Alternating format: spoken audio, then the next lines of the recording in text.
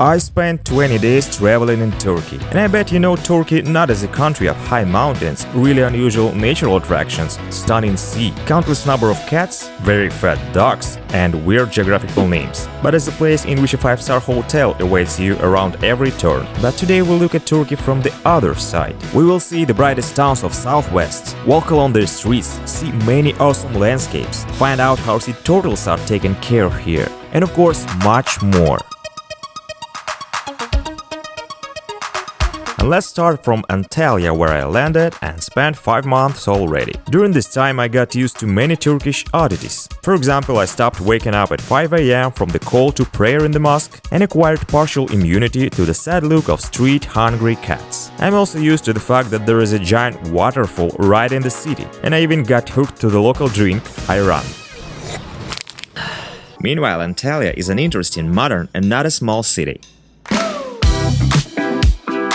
More than 1 million people live here, and during the tourist season this number can be safely multiplied by 2. And this is really felt. The city is very lively and dynamic. And this is largely due to the public transport. Here it is very well developed. For example, by bus you can probably get to anywhere in the city. There is a modern and almost silent tram, and in contrast to it, a vintage and noisy one. And of course, scooters. They reliably flooded Antalya. And because of the proximity to the airport, airplanes constantly fly overhead. But all this is hardly usable for active travel with a suitcase and all sorts of flying and filming junk, like mine. Therefore, for the next few weeks, I got a diesel Hyundai Accent. Refueling a full tank of diesel cost me $65. First of all, I drove around the Antalya area, and there is something to see. Already on the way to my first point on the map, it became impossible not to pay attention to the landscapes. And I was safely stuck at the mountain river Köprüçay. The water in which is simply unrealistic in color. As for an ordinary river, the place is very beautiful, and people are attracted primarily by rafting. People crowd into boats and go down the river for 10 kilometers, overcoming rapids along the way. Rafting here is considered quite simple, and in some places it is more like a water show, in which instructors try to add tourists in 100 different ways. But for me, there was only one way.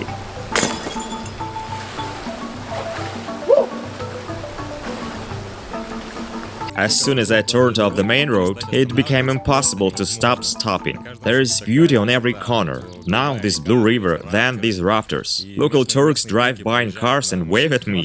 I don't know why. It's all very uplifting, of course. But you can truly appreciate the scale of this place only from a height. From the height of the Tazi Canyon.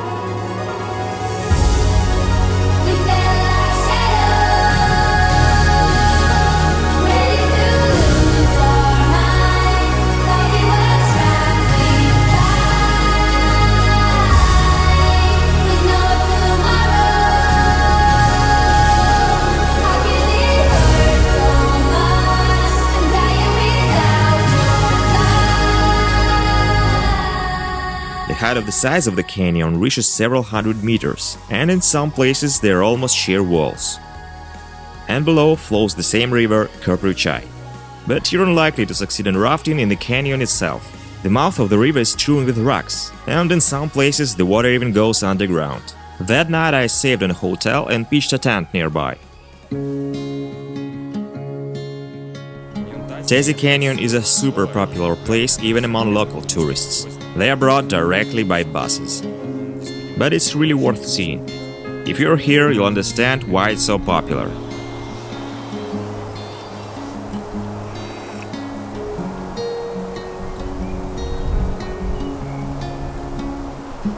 After the canyon, I stopped by to look at the Kurşunlu waterfall.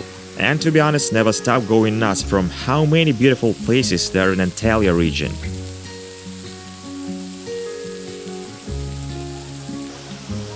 And I also became convinced that it's important to have time to get to them as early as possible, in order to have time to be alone with nature. But I did not have time. And even found a small queue at the entrance.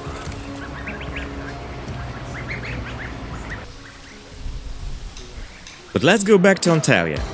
In a few months I managed to visit many residential areas, and two mismatched things are felt everywhere. This is a certain aesthetics in architecture, in street design, and some kind of cute Turkish slovenliness. The second manifests itself mainly in crooked sidewalks and far from ideal cleanliness. As for aesthetics, I didn't expect anything from Turkey at all. But it turned out that most apartment buildings have a modern and even stylish design. There are beautiful entrances to yards, and some areas are very green and can easily compete with a botanical garden in terms of flora diversity. What's there just not? Cacti, flowers, oranges, and of course palm trees. The coastal districts in Antalya are very beautiful, with such a slight touch of elitism. So it is pleasant to be here and even want to live here. In the coolest districts, even cats have their own real estate. Such apartments are provided by the local government for them in large cities. You have probably heard that there are a lot of cats in Turkey, and this is true. There is a special attitude tool on here. In addition to their possessions, cats easily enter establishments, wallow in goods in stores, and volunteers arrange feeders for them and scatter food. Street dogs are also not far behind. I don't know, do they eat so much or something, but for some reason they are really fat here, and those that have owners are so loved that they even deserve to be a logo for their establishments. Antalya stretches along a diverse seacoast. There are a lot of places for walking, there are huge beaches with embankments, restaurants and parks. But part of the coast is steep cliffs, and there are even several powerful waterfalls that flow directly into the sea. The most impressive is the lower Duden Falls, which gives out such a rainbow in the evening. If there was a top of beautiful points for fishing, then Antalya would definitely be in it. Damn well, just check out where the dude is fishing. It's right here! Sometimes I envy a little those people who have a good reason to spend hours in a very beautiful place. However, the Turks do not need a reason for this. It seems that they have learned some secret of enjoying ordinary life. Otherwise, I cannot explain the wild popularity of picnics among the local population. Just sitting in the shade on any lawn is considered quite common here, and in order to get out with the whole family in the evening to the park, taking with them folding chairs and table, no one is waiting for a holiday. In the evening in the parks there isn't enough room to swing a kebab. In Antalya there is also the old part of the city, which these days seems to be its heart. There are always a lot of people in it, and in the evenings the restaurants are full and the atmosphere of a light holiday always reigns. Visually, all this resembles some average old Europe with a bunch of historical sites. There's a fortress wall, a medieval minaret, a clock tower, and again the same thing several times. Walking along the narrow cobble streets of the old town is a real pleasure. The area is full of very entourage bars, restaurants and antique shops. I repeatedly return here, and every time some new details and backstreets come across. So, cool place. But not everything in Turkey is so cloudless. There is one phenomenon here that immediately catches the eye. In Antalya there are often containers for separate waste collection. There are shops on the streets, and it seems that everyone simply ignores them. But waste sorting still works. It's hard not to meet people with huge carts behind their backs on the street. These are trash collectors. These guys are busy digging through the waste all day and collecting everything that can be taken for recycling into their carts. This is how they make a living. I've seen such people at work in hellish heat and rain, and often among them you can see teenagers and even children. The sight is quite shocking, especially when you see it for the first time in some luxury area. But it's worth considering that with their hard work they bring real benefits, even if the separate collection should not look like this. Such an impartial patch to a poorly functioning system. Well, now let's orient ourselves in space a little. We've already been to Antalya and a couple of places nearby, and now I'm going to drive along the southern coast, looking at the most interesting places, and then return through the part that is farther from the coast. In short, let's go!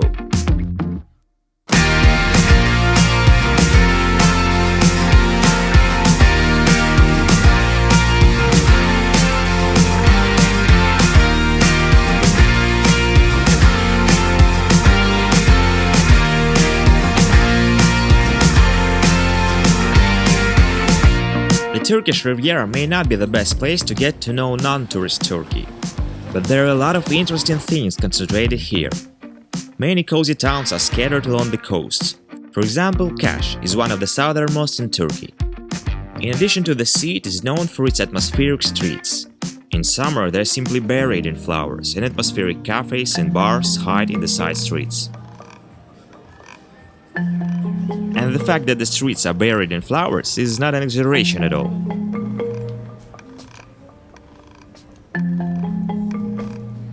Flowers here hang from balconies, grow in pots and flower beds, and decorate arches above the entrances.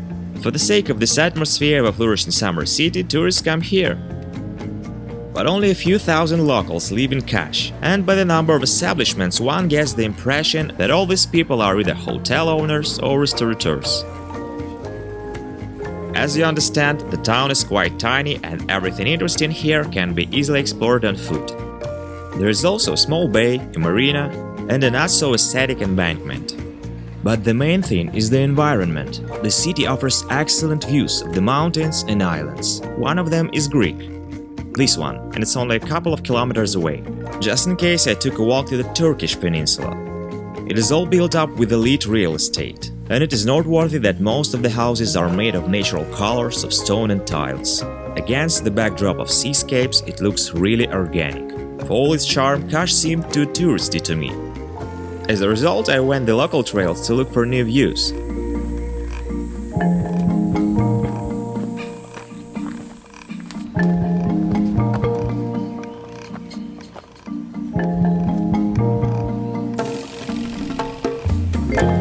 Pretty soon I found myself on the way to the lagoon, which not only has no road, but the path is slightly hostile to traveler.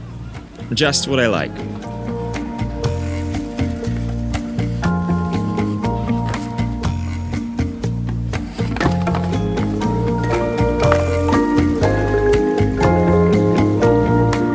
And it seems to me that such places just look like a living embodiment of the word riviera.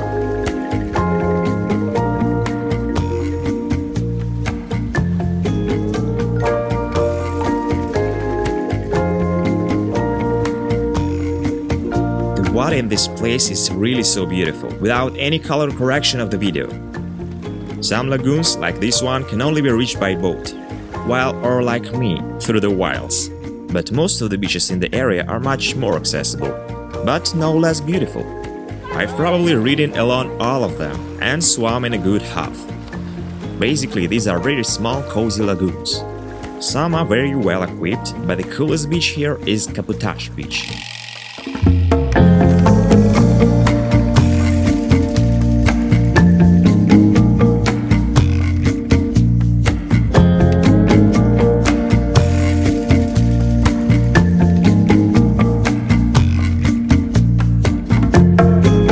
Kaputas got all the regalia for sure, not in vain. It is very picturesquely located right under the overhanging rocks and the road, and is of course super popular. A certain piquancy to this place is added by parking, which is located directly under the rock. And along with the rock, hence the question, is it safe to park here? I answered myself that Kaputas is ideal for lovers of slightly tense swimming. But seriously, the place is just very beautiful. I recommend taking a dip. For a couple of days, Kash gave me many bright moments and one very beautiful sunset. But nearby, there is another place that you don't expect to see here at all. I was going to shoot one very beautiful place, but someone threw a puppy on the road. And I don't know what to do with it. Now I'll go and try to give it to the hotel. I have no idea how such issues are resolved in Turkey. Well, buddy, what to do with you? You'll die here if you're left on the road, right?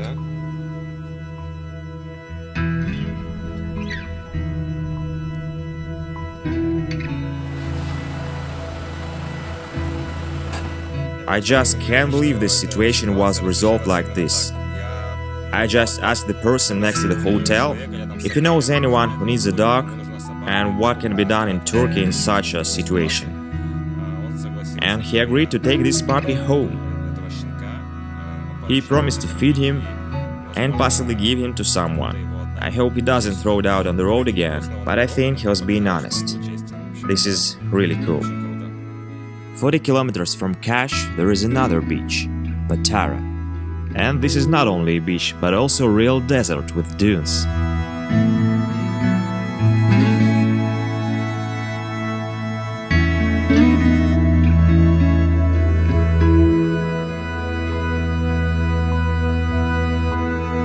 As I learned later, on a hot day it is better not to climb the dunes barefoot. Sand can sometimes be heated to such temperatures that you can easily get burned.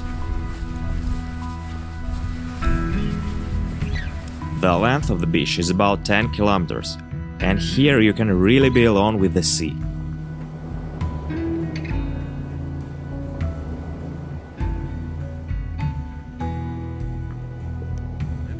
There are quite a lot of people on the beach, but each person is probably half a kilometer or even a kilometer away. The beach is so huge that it's easy to maintain social distance here. The place is very cool and soulful. And at sunset something unreal happened.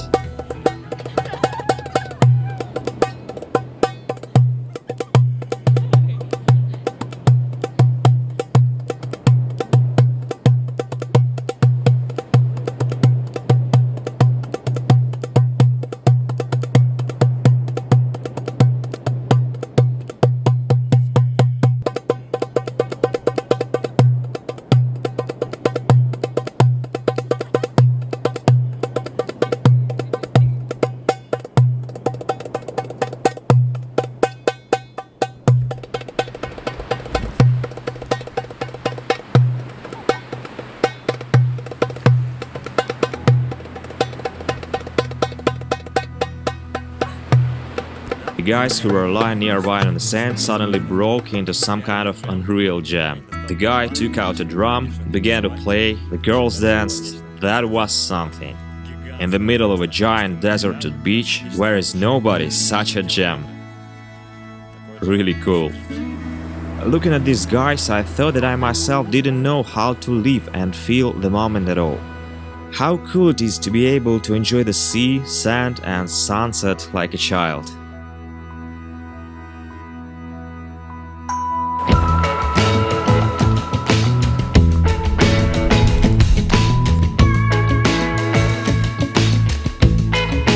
Don't know for what merit, but for some reason they gave me a hefty family room. All through I ordered the simplest. The next town I stopped at is called Oludeniz, well known for its very beautiful blue lagoon.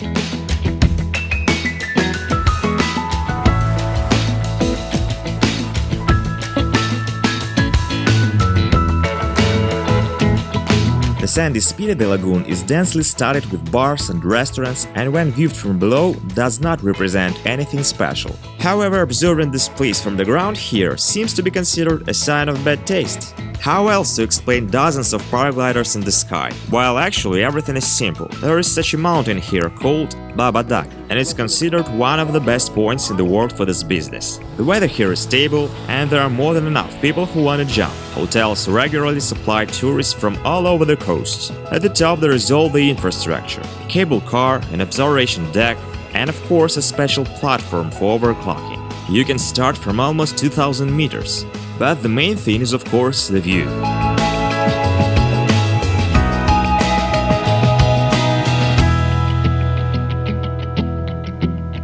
And for those who are something of an athlete himself, there is even a bar upstairs with a great view of what is happening.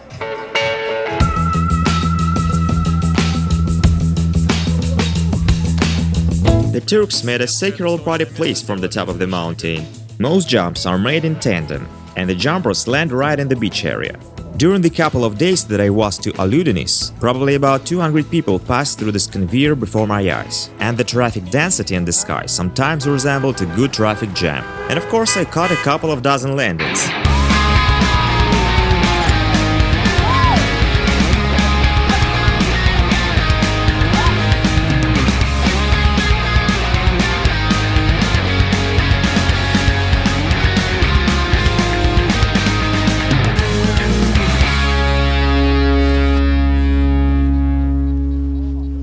To be honest, I didn't expect anything from this place. I thought, well, the mountain 2000 meters is not very high, but it has its own atmosphere, especially thanks to these jumpers. In general, there are probably ideal conditions for paragliding here. But what about pleasures for non-flying people? The entire Turkish riviera is simply strewn not only with large public beaches, but also with tiny ones, literally for a couple of people. When traveling by car, you can spend at least every day in a new secluded place, and as you understand, Oludeniz is not exception. It's surrounded with full of magical places and campsites with unrealistic views. A personal pool in a hotel in the morning is garbage, but the personal lagoon is a top.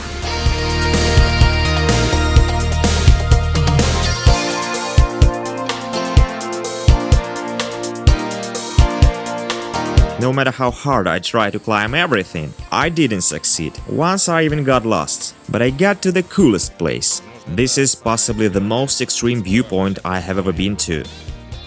Here, to enjoy the view, you literally have to risk your life. Despite this, there are more than enough people who want to take a picture on a cliff.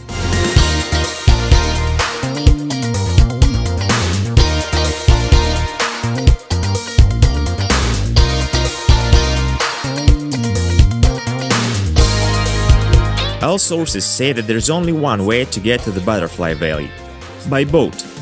But I found another one. Somewhere here passes the path and descends down into the valley. In short, this is my boat ticket.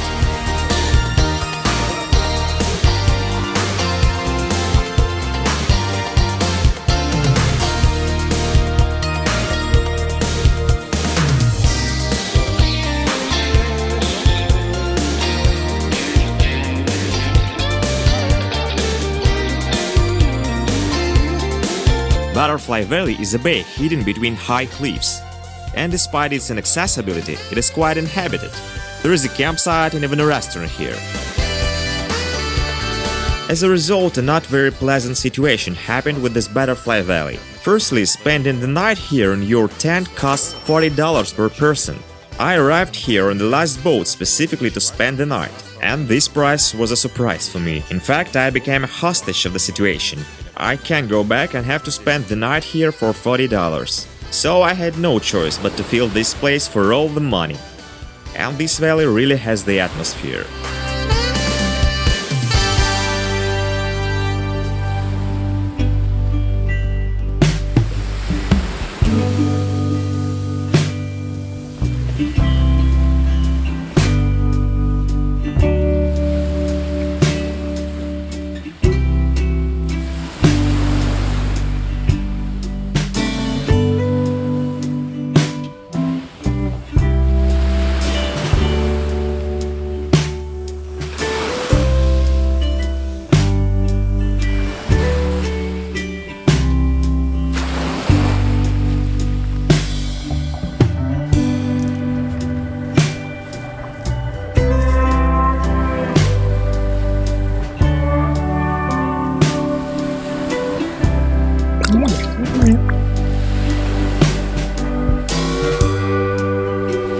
Butterfly Valley is a quiet and peaceful place, and according to Wikipedia, there should be butterflies here. But were they?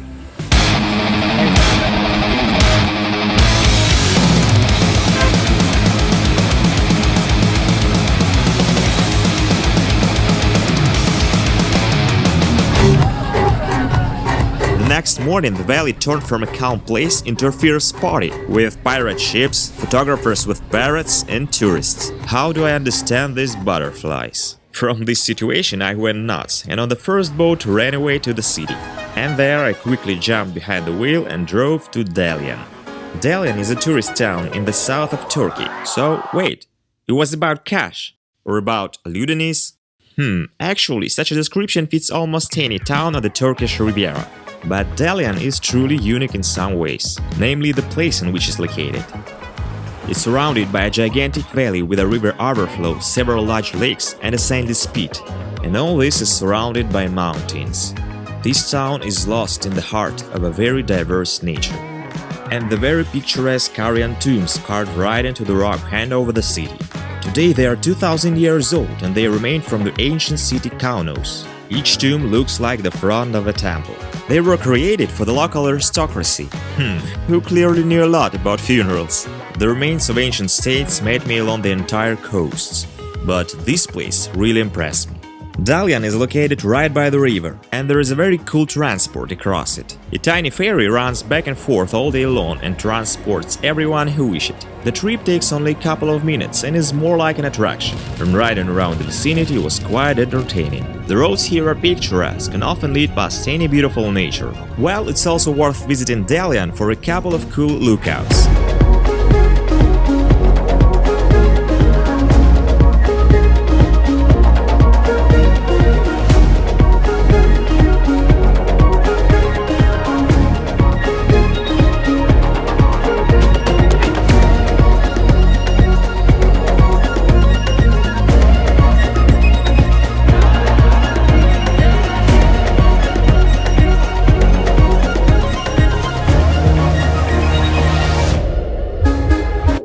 This valley hides a very interesting story. As I said, it has a very spacious beach, Tuzu. This is a wide, sandy strip, which on the one hand is washed by the lake and the Dalyan River, and on the other by the waters of the Mediterranean Sea. But the main thing is that this beach is a giant maternity home for one of the largest sea turtles, Kaputas or loggerhead, which are endangered. These turtles lay their eggs here for thousands of years. And in 1987, construction began on a huge hotel complex here, which threatened the survival of the turtles. The fact is that Kaputas lays eggs only at night, and artificial light scares them away. Even when hatching, baby turtles understand by the glare of the moon in the ocean which way to move. In short, light and privacy play a very important role in the survival of these turtles. But our story begins from a woman named June Heymoth. This is a British environmentalist who a few years before the start of construction settled in a hut on the beach of Tuzu. But soon the local government demolished her and other huts in the interests of developers. And it would be better if they didn't do that. June sent a flurry of letters to all possible organizations of the protection of nature. And as a result, she and her team of environmentalists were able to attract almost the whole world's attention to beach development and the protection of turtles. The construction was stopped in the same year after 4 months, and even Prince Philip interceded for its termination. If you don't know, he is the husband of a British Queen, Elizabeth II. A year later, these territories became the first specially protected areas in Turkey. Since then, at night, entry to the beach is prohibited for everyone, except turtles. June Heymoth devoted the rest of her life to protecting Kaputas turtles and nature. She died very recently on the 23rd of April 2022 at the age of 99 years in Dalyan. But the problems with the survival of the turtles did not end with the victory in that confrontation. Now near the beach is June's hut and the turtle hospital. Entrance here is open to everyone. Volunteers are in charge of everything here, and they are happy to talk about patients undergoing treatment. Most of them, all got their injuries because of a human. There is even a small museum with such instruments of torture and murder. Most turtles ingest plastic, fish hooks, nets, or simply get hit in the head with a boat propeller. And if they do survive, they often simply cannot recover on their own. For example, this little girl's name is Niles. She have a head injury. Head injury? Yes, head injury because of boat propeller. How old she is? She's 8 or 10 years old. I understand that perhaps the injury or death of a turtle doesn't sound impressive enough. But just think about it. A turtle can live a completely human life of 50 to 70 years. The hospital has patients of all ages. For example, this guy's name is Meke, and he is about 50 years old. Meaning in English, small. Small? Yes. Meke is tangled in fishing nets. He has been observed for only a month and is already about to be released into the ocean. But not everyone is so lucky. This is Gadili. She is about 80, and as I understand it, for some reason she cannot swim normally. Gadili has been in the hospital for more than a year, and it's not clear how long she will need to recover. You can leave a donation at the hospital. Be sure to do it if you find yourself here. Volunteers not only take care of the turtles in the hospital, but also place such pyramids on the beach in places where the Kaputas lay their eggs. They are needed to protect the laying place from casual passers-by, and also to make it easier for the young to find the right direction to the sea after hatching. During the season, 200 to 400 clutches are found on Tuzu beach. But in a dangerous marine environment, very few baby turtles still survive. Until they grow up, they are full of natural enemies. For example, blue crabs, which are served in local restaurants. And this evening I also made my modest contribution to the struggle for the survival of the turtles.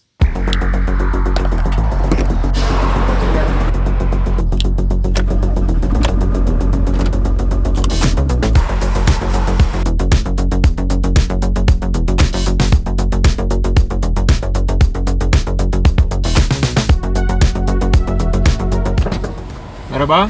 How much? 15 lira. 15.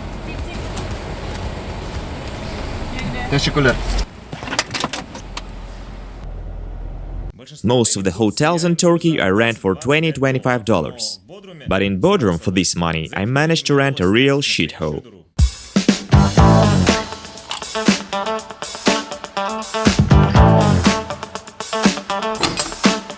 I somehow endured one night in this kennel and fled to a normal hotel.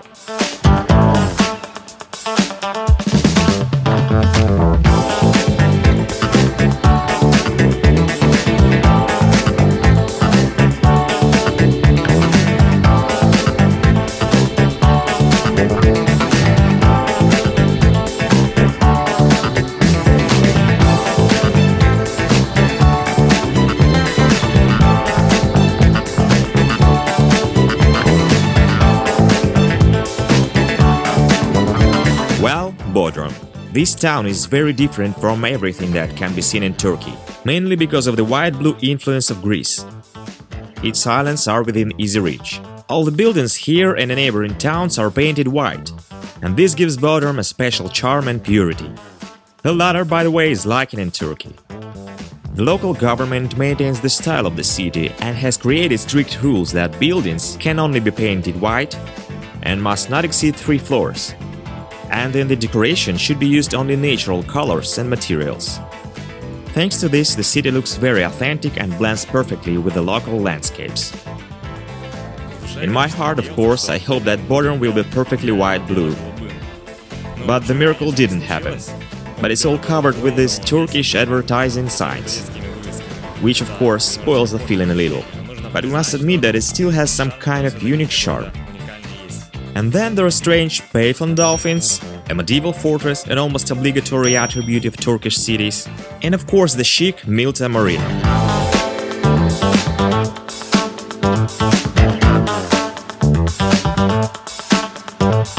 Bodrum is not only a city, but also a peninsula, and Milta is not the largest marina in the area, but you must admit it looks impressive. And it's not for nothing that yachts are so popular here. While most of them hang out on the pier, many explore the nearest lagoons. You simply cannot visit the Bodrum and not check the coast.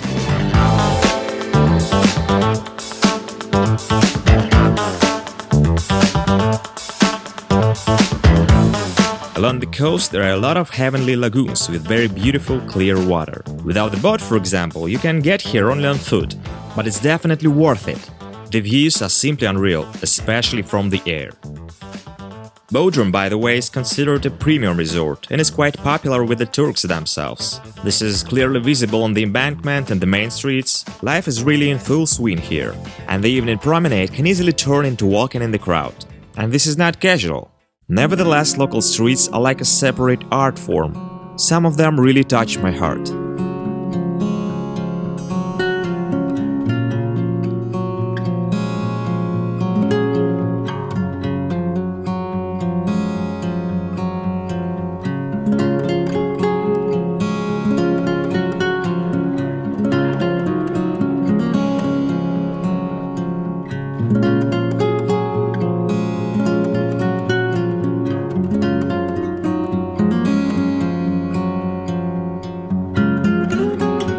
Here you can find a very unusual decoration. The pumpkin lamp is the unspoken symbol of Bodrum. They decorate the streets, rooms, trees, and in general any free corner. And there are plenty of corners. Bodrum left the feeling of a very dynamic and party town, after which you want a little privacy. Now I'm going to the place about which I know almost nothing, except the fact of its existence. But it must be beautiful.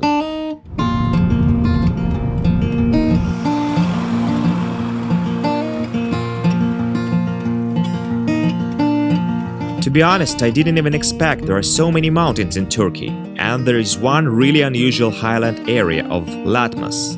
Well, actually, this is an ancient antique name, and the Turks have their own idea of aesthetics, so Beşparmak. As soon as you walk in, it feels like you're entering a completely different world. The road is surrounded by rocks of unusual shapes, and such a landscape here stretches for many kilometers. And to get a better feel for this place, I decided to go on a short hike. The exit to the mountain starts from the village called something like Bagarjik. As soon as I arrived, the locals invited me for tea.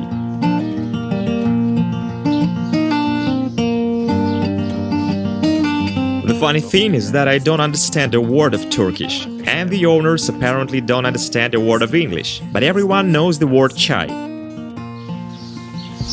Burada kamp. Camp? Kamp yukarıda. 1,5 kilometre. 1,5 kilometre. Понял. Yukarıda kamp alanı var. 2 километра. 1,5. Понял. Bu yolu devam ettin mi yürüyerek. Yürüyerek. Araba burada kalacak yalnız. Ya araba gitmiyor. Thank you. Teşekkürler. As you understand, the matter was not limited to tea, and the hostess set the whole table. Yogurt, olive oil, olives, and cheese are all their own, not from a store. That's it. Damn, how can this happen? I just drove up here by car, local old couple saw me and immediately invited me to tea. As a result, they fed me, set the whole table, though it was very difficult to communicated via phones. Village hospitality is amazing. And I finally hit the trail. I didn't climb Mountain Latmos itself, but wander a little around the village of Bagarjik, as I later guessed along the path specially made for grazing cows, who roam freely here whenever they please.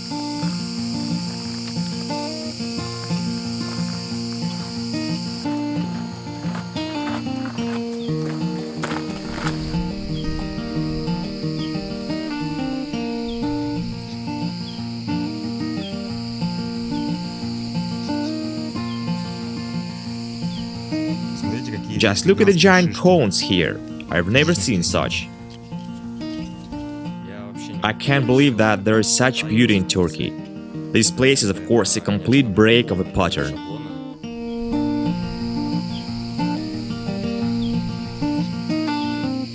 The nature here is very unusual. Because of the huge pine trees, you feel like a midget in a country of giants. It seems to be in the forest, but in fact there can be tens of meters between the trees, and the giant boulders lying around only reinforce this feeling.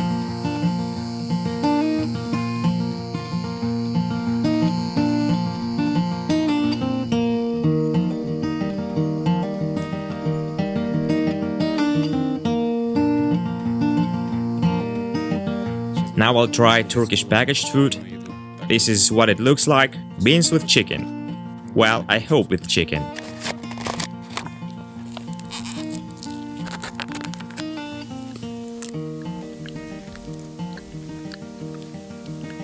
Delicious, but I don't understand why the chicken is green. Tastes like white. As a result, I spent the night at a very picturesque rock, and in the morning this place really opened up.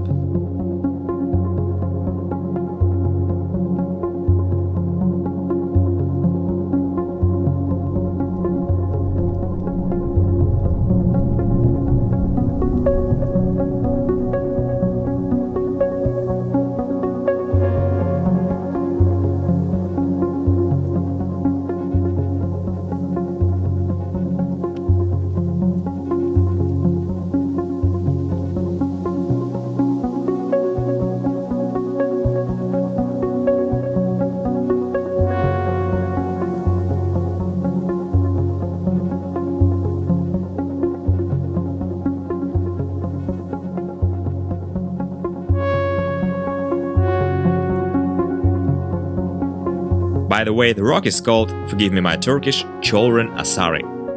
It's something like a local landmark. There are a lot of ruins of different age in these parts. For example, on the top of this rock you can see the remains of the fortress, which to be honest is not very impressive, but for the sake of nature it's worth coming here.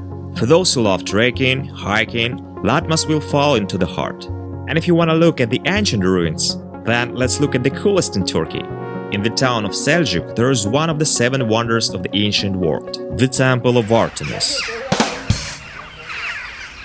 Though there is not much left of it, and it used to look like this. But let's get back to the coolest ruins. Ephesus. This is one of the largest ancient cities in Turkey.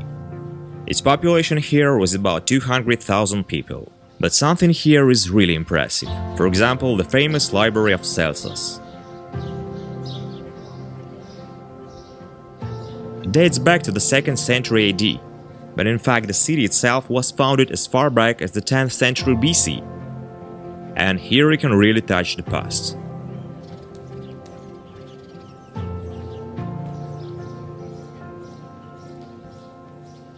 The main thing worth knowing is that it's worth coming here to the very opening. There are plenty of people who want to touch the past.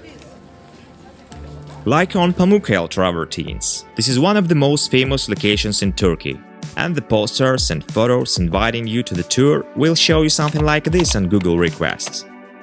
Happy tourists are splashing their feet in blue natural baths. But today the reality is that most of travertines are empty and far from snow white.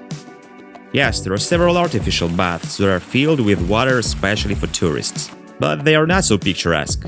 There are several versions of why this happens, but first you need to understand what these travertines are in general.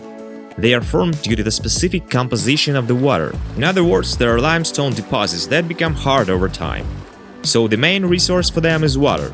And here, as always, the hotel business comes to the horizon. Well, further, there is no structured information. Here is what is known. The water is really warm. It's also known that on the verge of the 2000s, a couple of luxurious hotels were built right above the travertines and began to fill their pools from thermal springs. Then the hotels were nevertheless demolished, but the locals cut a stream and began to drain water into the lower hotels. As a result, the amount of water has been greatly reduced. It's also known that since then, attempts have been made to restore the travertines. And it's also known that to this day they have not been successful. This is a great example of how delicately our world is arranged and how easy it is to break something in it. But it's still damn beautiful. I've never seen such a variety of unusual textures. By the way, this place is also called Cotton Castle. Its solid structure really resembles raw cotton or some kind of cotton candy. But there is still one beautiful area here. But it can only be good examined from the drone.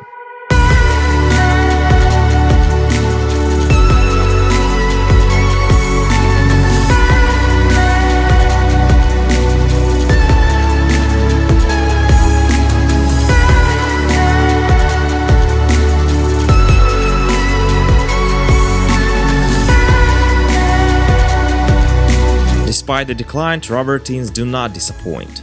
But even in this case, there is a nice park with a lake and docks right under them.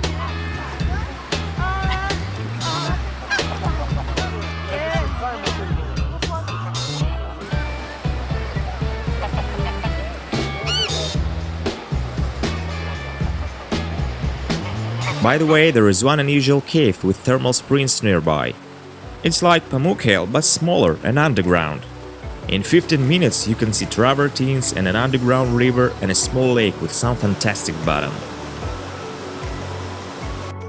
I noticed one pattern. For some reason the most beautiful places in Turkey are blue and white. And this is one of them.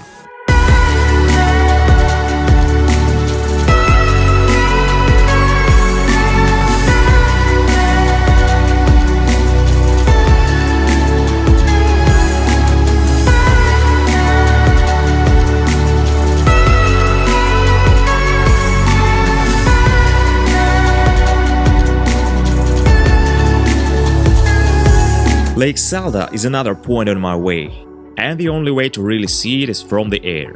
The lake is now going through hard times and also need to be restored. The strong popularity among tourists and the dumping of waste began to threaten the cleanliness and ecosystem of the lake. Now it's forbidden to swim here and go to the most popular beaches. To be honest, such an idyllic landscape doesn't fit in with any kind of pollution, and it's not easy to realize that the lake needs peace. And driving around it, of course, I saw swimmers. By the way, a few words should be said about the roads. And I'm not talking about the quality of coverage. Sometimes I enjoy the scenery from the car window, no less from the places where I plan to call. As it turned out, Turkey has a very diverse relief. There are plains, mountains, you already know about the sea, and there are also quite large lakes with small towns near the shore.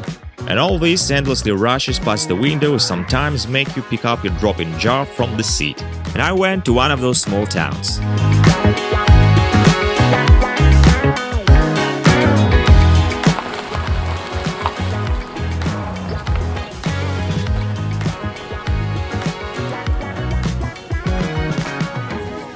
Egirdir is located on the shore and partly on islets in the middle of a giant lake, with almost the same name, Egirdir. To be honest, I did not expect anything special from this town, except for this view. But it was here I found a piece of that very authentic Turkey during the whole trip. There are no luxury all-inclusive hotels and almost no tourists. And the streets are not full of stalls with tourist tinsel, but there are gorgeous mountain views, an obligatory fortress and a beautiful old mosque.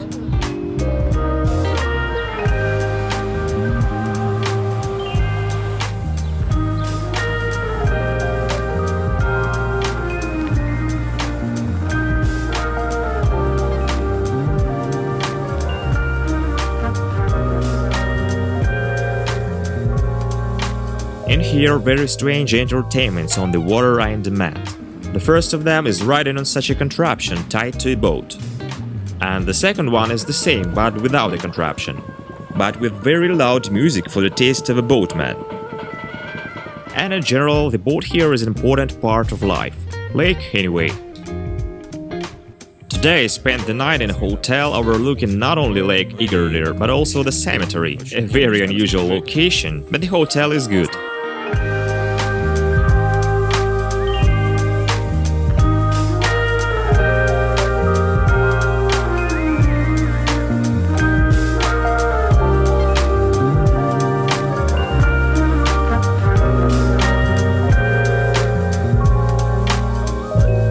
Today I drove the longest stretch of the road. I had to make a big circle, and all in order to see a very unusual place.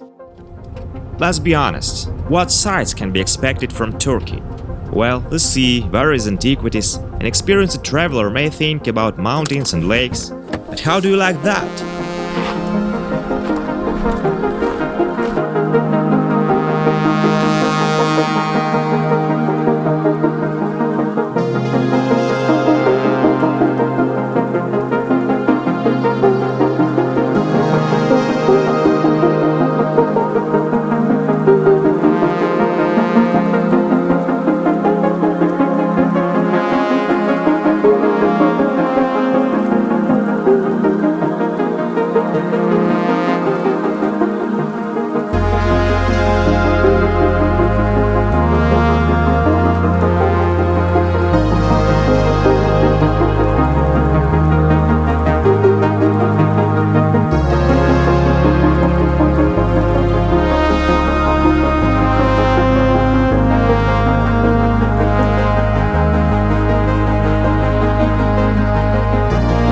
Meke Crater is a former volcano that has erupted many times in the past.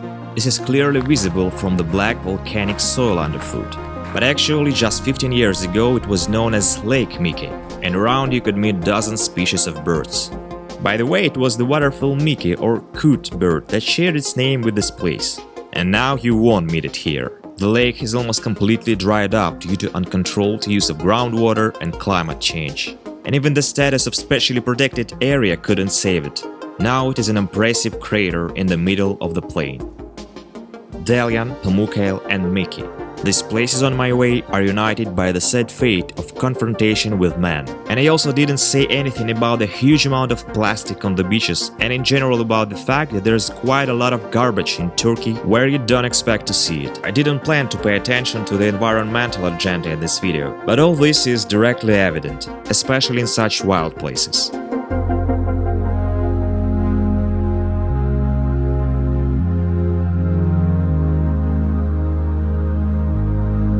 Now I've already returned to Antalya, and as you understand, Turkey is not an ideal country. There are a lot of issues here that come to mind. But despite this, I like Turkey. It allows you to see a lot of different nature, many different sights. Despite the fact that I drove only a small part of it, I had time to see the beautiful sea, mountains, plains, several cool cities, and even the crater of a volcano. So in my opinion, there really is something to do besides the pool and buffet. Judge for yourself. It's quite cheap here, very tasty food, good-natured and pleasant local people, beautiful nature. What else do you need for a good trip? Perhaps only a